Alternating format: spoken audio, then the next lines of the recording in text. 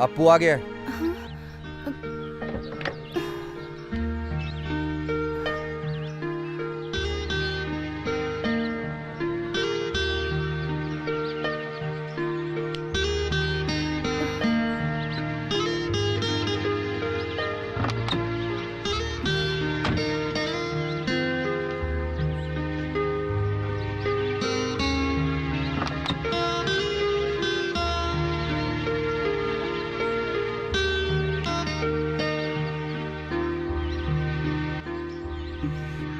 Good morning Appu.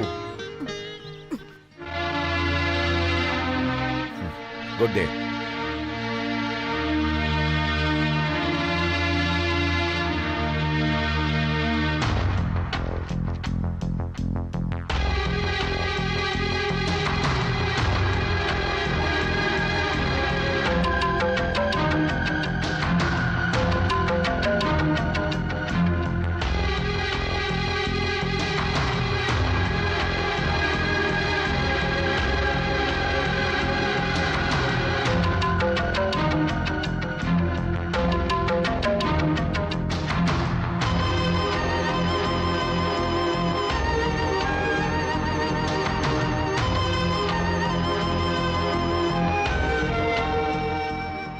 आपको बुरा नहीं लगता है क्या?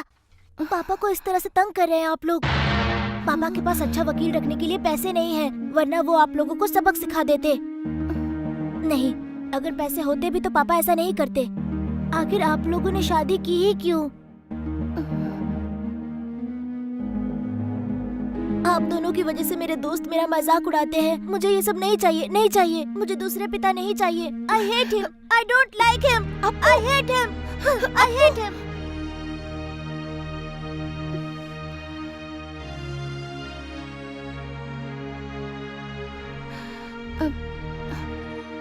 मुझे कुछ बात करनी है।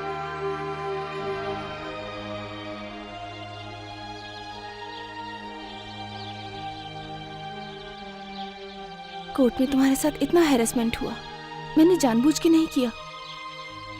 वो अपने मन से ही कह रहे थे। वकीलों का काम ही यही होता है, वो केस जीतने के लिए कुछ भी कहते हैं। ऐसा नहीं है। अगर आपका भी वकील चाहता तो मुझे हैरेस कर सकता था, लेकिन उसने नहीं किया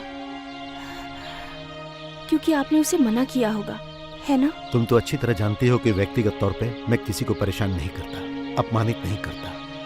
और वैसे करूंगा भी किसे? अपने ही बेटे की माँ को, अप्पू की माँ को। वैसे हम दोनों के बीच परेशानी नहीं होनी चाहिए। मैं तो बस यही चाहता हूँ कि समझौता आपस में ही हो। कोर्ट में जो अप्पू ने किया उससे परेशान नहीं होना। मुझे परेशान देकर वो बर्दाश्त नहीं कर पाया, इसीलिए अप्पू ने कोर्ट में ऐसा रिएक्ट किया। मैं उस बात से परेशान नहीं हूँ, और वैसे भी उससे मेरा फैसला नहीं बदलेगा। लेकिन जो मुझे लगा मैंने आपसे कह दिया। मुझे तो अब डर लग रहा है हमारे अलग होने का असर अप्पू पे पड़ेगा। अब ये समस्या हमारे सामने खड़ी है और इसे किसी भी तरह सुलझाना होगा, वरना कोई खुश नहीं रहेगा। मैं सबसे ज्यादा प्यार करती हूँ तो सिर्फ अप्पू को ही। उसके ही अच्छे भविष्य के लिए मुझे दूसरी शादी भी करनी पड़ी। वो सब मेरे लिए पाप था। तुम तो मेरे बारे में अच्छे से जानते हो ना। लड़कियां कुछ बात बताती हैं और कुछ छिपा लेती हैं, हिम्मत कम होती है ना। वैसे ये बात मैं समझता हूँ, तुम एक बिजनेसमैन की बेटी हो और अपनी बात को साफ तरीके से सामने रखना अच्छी तरह से आता है। तुम मुझसे खुलकर बोल सकती हो। अरे मैं तो एक ऐसे बाप का बेटा हूं जिसकी दूध खरीदने तक की औकात नहीं थी। हर दुकान पर उधार ही था और उसे चुकाने की भी मेरे बाप की औकात नहीं थी। और मैं अपने घर में सबसे बड़ा था और मेरे बाद 2 जुड़वा बहन थी और एक मेरी माँ। हम चारों लोग भूख से मरने की स्थिति में पहुंच गए थे। खेत में फसल उगाई थी लेकिन उसके कटाई करके कहाँ रखे, उतनी भी औकात नहीं थी हमारी। फिर मेरी माँ ने सोच लिया कि हमें मर जाना चाहिए, लेकिन मैंने कभी मरने की नहीं सोची। मैंने सोच लिया था कि हर कठिनाई का सामना करूंगा, पर यह कैसे होगा ये मुझे पता नहीं था। उसके बाद एक दिन मेरे गांव में बहुत भयानक बाढ़ आई और सब उसमें डूब के मर गए और मैं किसी तरह पानी में तैर कर निकल गया। उस वक्त मैं समझ नहीं पा रहा था कि मैं अपनी जान बचाऊं या उन लोगों की बचाऊं। वैसे आज मैं जो कुछ भी हूं अपने बलबूते पर हूं। वैसे मुझ में एक कमी है, मुझे जो भी बात करनी होती है मैं खुलकर सामने नहीं कर पाता हूं, क्योंकि एक गरीब इंसान का खून था ना मेरे अंदर। आज भी मेरे अंदर हिम्मत की कमी है। फिर भी जो तुम कहने में हिचक रही हो वो मैं कहता हूँ। तुम यही चाहती हो ना कि मैं अप्पू से ना मिलूं? तो नहीं मिलूंगा और मैं ये जगह छोड़ दूंगा। मुझे ऐसी उम्मीद नहीं थी। सुनकर खुशी हुई, लेकिन मैं थोड़ा और पैसा कमाना चाहता हूँ। तुम मुझे 1 हफ्ते और झेल लो। थैंक्स। फिर मैं चला जाऊंगा हमेशा के लिए, तुम सबको छोड़कर।